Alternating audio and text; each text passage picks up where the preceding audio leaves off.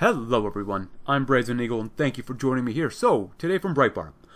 Reported from the New York Times, refugees needed to fill void of cultural diversity in white towns, as President Trump is set to lower refugee admissions for the third year, keeping his 2016 campaign promise to significantly reform the program after almost 4 whole decades.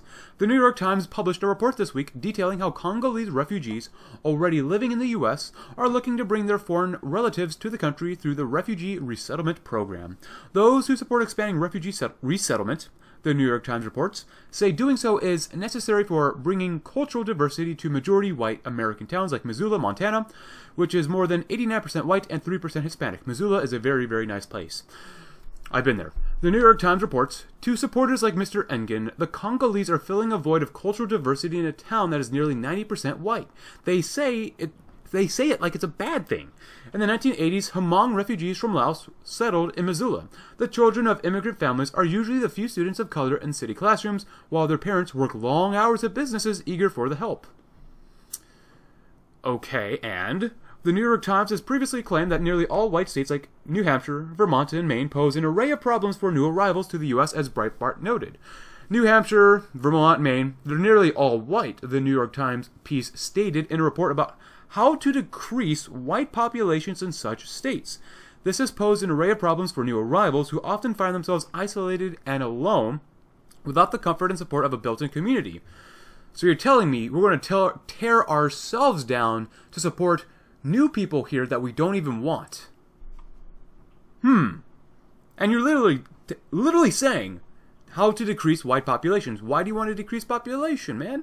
As Breitbart News has reported, the U.S. has permanently resettled more than 1.7 million foreign nationals and refugees through a variety of humanitarian programs, a foreign population larger than the size of Philadelphia, which has 1.5 million residents.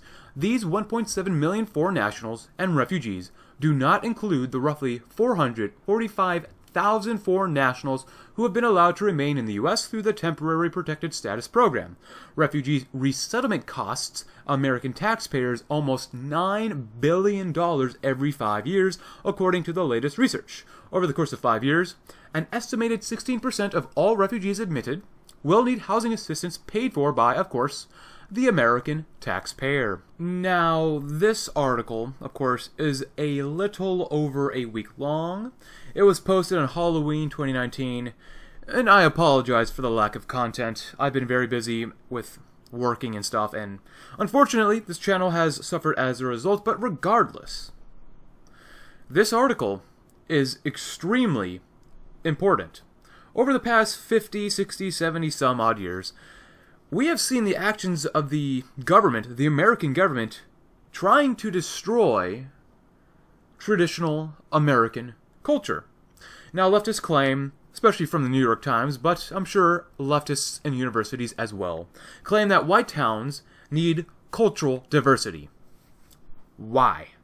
Just because the Congolese people are resettled here because of the government, that doesn't mean we need to take care of them. No, are you kidding me? What benefit does cultural diversity bring to your town? Sure, maybe you can sample their food and maybe you'll like that. But other than that, by adding in more cultures to a predominant culture, you're gonna destabilize society and you're gonna hurt everyone. Multiculturalism just doesn't work. Did it work for Austria-Hungary? How about Czechoslovakia? What about the Ottoman Empire? Does no one know about that? Of course, all those countries really aren't talked about in history books, probably for a reason.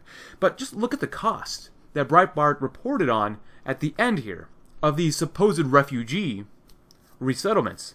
It costs the American taxpayer almost $9 billion every 5 years. Now, in the huge scheme of things, the large scheme, that isn't a lot of money, but $9 billion, that's still quite a bit of money that could go help pay off the debt, that could go help pay off some of the yearly deficit, or maybe for education or even infrastructure. Now, what the New York Times is calling for is basically the complete destruction, or at least extreme watering down, of your American culture. There is no other way to put it. Do you like your lifestyle? Do you like your family or your city, state, or country? Do you like the way you do things? When this action occurs, because it's going to happen eventually, and supposed refugees are bussed into your city, you lose. Your culture will be watered down and ultimately destroyed. It's the same thing that has been happening to the Constitutional Republic of the United States since its inception. Think about the electorate. What leftists are doing is expanding the electorate to the point where you and your vote or say means very, very little. No one cares about your opinion if there are enough other people to vote against you. Because guess what? These refugees, they're probably going to be given the right to vote, even though they really shouldn't ever be given the right to vote. Look, I know, it's near the end of 2019. These types of ideas and actions are only going to get worse if there is no pushback. And I mean literally having boots on the ground to stop things like this when they start, because they will start. We're done. We're finished. If there's no pushback, we're done. There will be no more traditional American culture if the leftists and communists get their way. Sure, there might be a United States of America for a little bit of time, but the culture will be drastically different and far worse than ever before. That's the point of no return. If you're not willing to fight for your country, then you're going to lose it. When stuff like this starts happening, look, I'm going to try my best and be there to help stop it.